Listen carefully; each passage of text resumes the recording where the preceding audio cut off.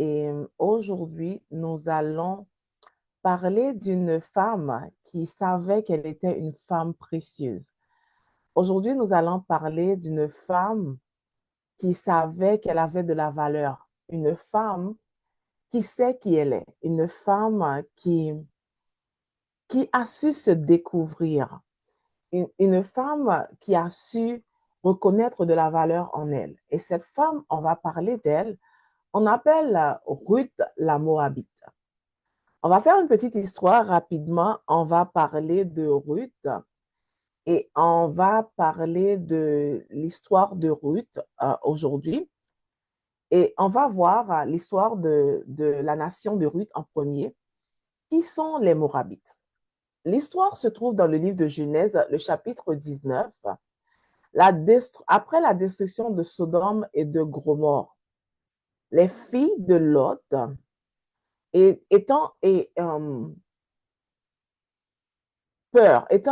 avoir peur de ne pas avoir une postérité à leur père, elles ont dit, notre père est vieux et il n'y a pas d'homme dans le pays pour venir à nous, selon la coutume du pays tout entier. Allons, faisons boire du vin à notre père et nous coucherons avec lui pour donner vie à une descendante issue de notre père. De leur succès relation avec leur père est né deux garçons, Moab, le père des Moabites, et Ben-Ami, le père des Ammonites. La première fille de Lot, après avoir couché avec son père, donna naissance à un fils qu'elle appela du nom de Moab, c'est le père des Moabites. Alors, nous avons que les Moabites sont les descendants de Lot par une relation qui n'a pas été consentie par Lot avec sa fille pour avoir une descendante, pour avoir des descendants, pour que la famille ne s'éteigne pas. Mais dans le premier temps, les Moabites est un peuple qui s'est rebellé contre Dieu. Et ils étaient devenus l'ennemi du peuple Israël, qui était l'ennemi de Juda, le peuple de Dieu. Et Dieu les avait beaucoup utilisés pour juger le peuple Israël. Quand ils étaient en contravention, quand ils désobéissaient Dieu, quand ils faisaient des choses là, Dieu les utilisait pour juger le peuple. C'est-à-dire qu'ils allaient en guerre avec Israël, ils allaient en guerre avec Juda et ils étaient toujours les vainqueurs, les vainqueurs, les vainqueurs, les vainqueurs, parce que Dieu livrait Israël entre leurs mains afin qu'ils soient jugés et punis par les Moabites. On voit que Dieu les a utilisés pour le jugement, comme la Bible dit, même le méchant pour le jour du jugement, il les a utilisés pour juger Israël. On voit aussi que les Moabites étaient de grands pécheurs, de très grands pécheurs. D'ailleurs, dans leurs conditions de naissance, la façon dont ils sont nés dans le péché, dans l'inceste, ce qui était mal aux yeux de Dieu, mais ils n'ont pas changé de voie. Ils ont resté dans leur péché, ils ont resté dans l'adoration des faux dieux, ils ont resté dans toutes sortes de mauvaises choses. Et les Moabites ont eu une sentence extrême de la part de Dieu. Les Ammonites et les Moabites, c'est-à-dire les enfants des deux filles, qui sont les descendants des deux filles de Lot, ont eu une sentence. Mais aujourd'hui, la nation qui nous intéresse le plus, c'est la nation Moabite, parce qu'on va parler de Ruth, la Moabite. Un Moabite ni un Ammonite ne seront admis dans l'assemblée de Dieu. Même après la 10e génération, ils seront exclus de l'assemblée de Dieu, de l'assemblée du Seigneur à perpétuité. Et dans le premier temps, l'Éternel a dit 10 ans. Et après qu'ils aient eu 10 ans, après il a dit non, à jamais, ils seront à perpétuité, à jamais, de génération en génération. Dans la même phrase, il a dit après la 10e génération. Et puis il dit non, ils seront exclus à jamais. Il était dégoûté des Moabites et des Ammonites il les a exclus de la surface de la terre, il les a exclus dans sa présence, il les a livrés à la passion de leur cœur qui était faire le mal, il les a exclus de sa vue. Maintenant, on a Ruth, maintenant on va parler d'elle et on dit Ruth la Moabite. Mais comment une sentence pareille a été prononcée et Ruth, elle a un traitement favorable, si on veut. Si on veut, elle a un traitement favorable. Parce que ce que je vais dire avant de rentrer dans Ruth, c'est que ce que Dieu veut, la Bible le dit, c'est notre sanctification. Ce que Dieu veut, c'est que nous revenons à lui. Ce que Dieu veut, c'est que nous venons, peu importe les péchés, peu importe la situation, peu importe ce que nous avons fait, nous avons la grâce auprès de Dieu. Une femme qui a avorté, une femme qui a eu plusieurs relations, une femme qui a menti, une femme qui a fait les choses mal, on a la grâce, on peut toujours venir. Et c'est ce que Ruth a fait. C'est ce que Ruth a fait, on va le voir en détail aujourd'hui. Quand on exerce la grâce, on vient au pied du Seigneur. Notre passé peut ne pas définir notre futur, mais on doit choisir. On doit faire les bons choix. On va voir les choix que Ruth avait faits et qui la classe maintenant comme une personne dans la Bible, un livre dans la Bible que nous lisons, que nous prêchons là-dedans, que aujourd'hui j'en parle et d'autres en parleront de génération en génération jusqu'à ce que la terre passe comme la Bible le promet. Alors nous voyons que Ruth, la Moabite, est l'épouse de Mahlon. Qui est Mahlon? Mahlon est le fils de Elimelech et de Naomi qui étaient en Juda. Il y avait une famille et eux autres, ils ont décidé de quitter leur pays pour aller dans le pays de Moab, se réfugier à Moab. Alors là, ils avaient deux fils, Mahlon et Kilom. Ils ont pris des femmes moabites pour leurs enfants, puisqu'il n'y avait pas d'Israélites, il n'y avait pas de femmes de Juda là où ils étaient. Ils ont donné des femmes moabites. Ils ont donné pour femmes à Mahlon, Ruth, et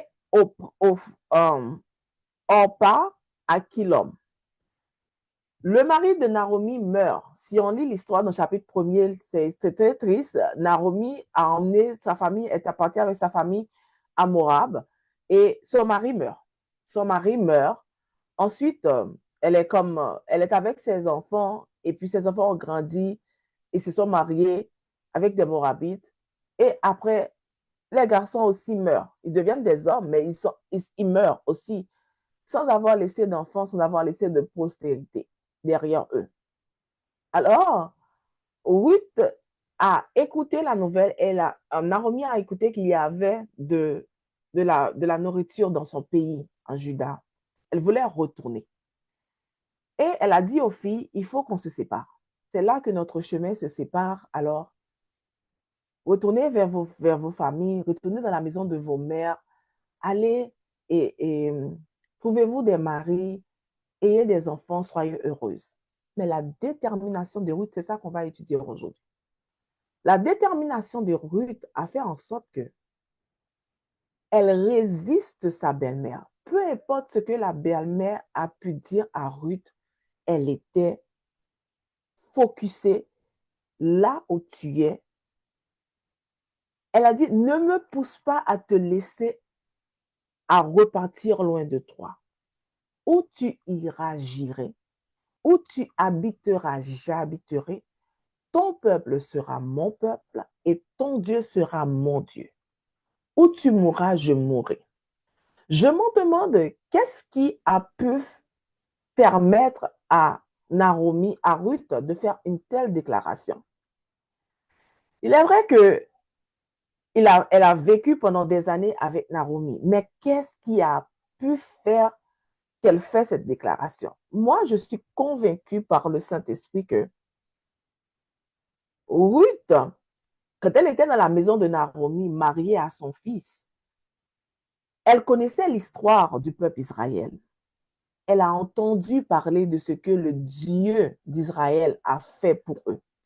Elle a entendu les histoires de la mer Rouge.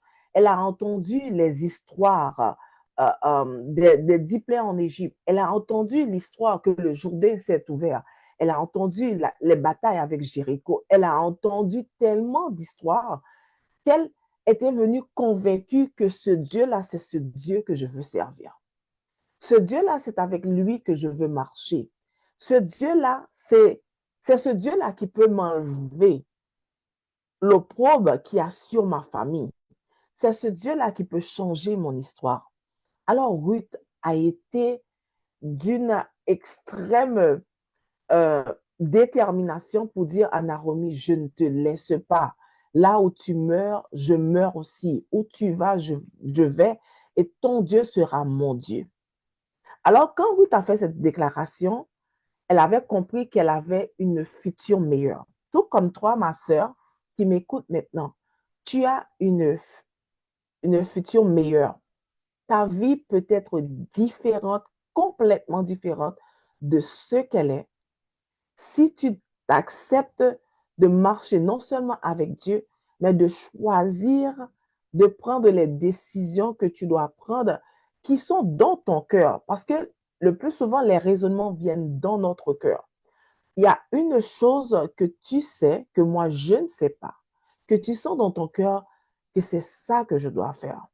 Il y a une chose dans ton cœur que tu sens que c'est là que je dois aller. C'est dans cette direction que Dieu me conduit. C'est dans cette direction que l'Esprit me conduit. Alors, il faut savoir, premièrement, écouter son cœur.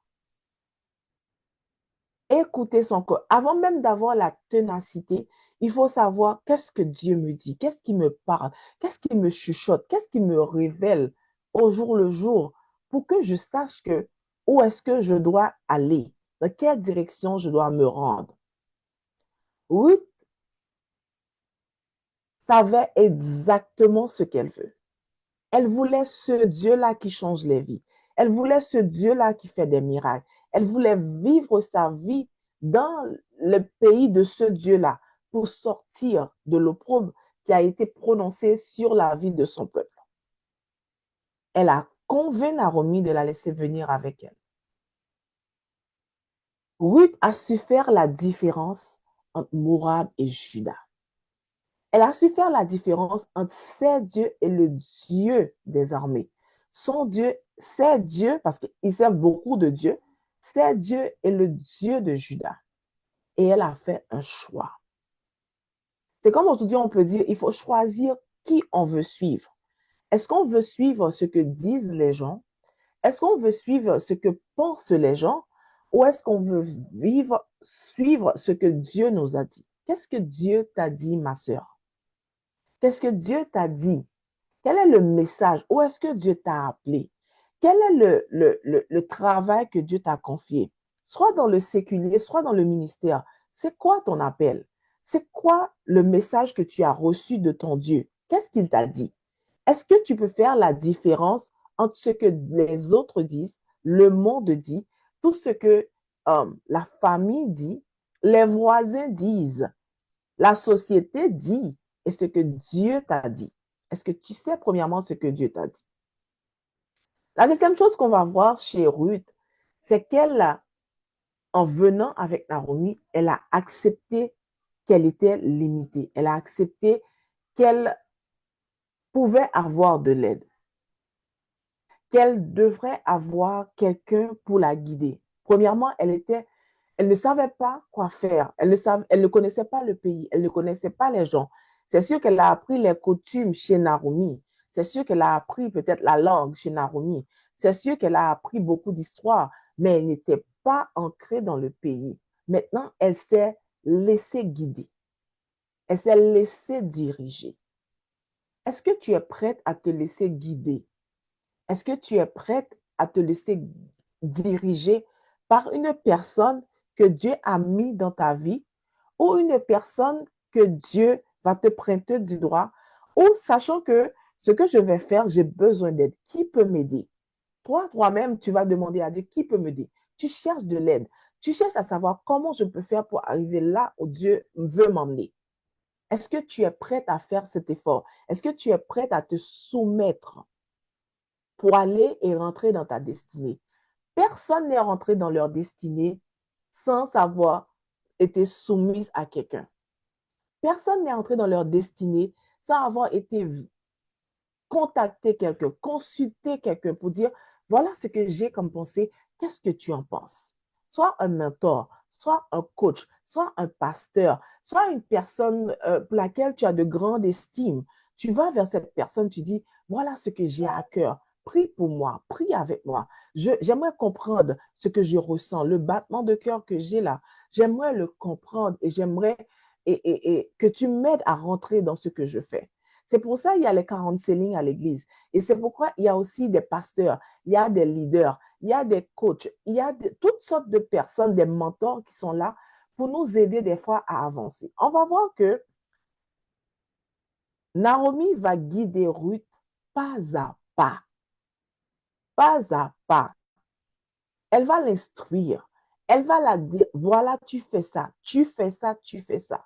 Et moi, ce que j'aime beaucoup avec Ruth, c'est que dans son histoire, la Bible nous dit, Ruth répondit dans le chapitre 3, versets 1 à 5, sa belle-mère la remis lui dit, ma fille, je voudrais assurer ton repos afin que tu sois heureuse.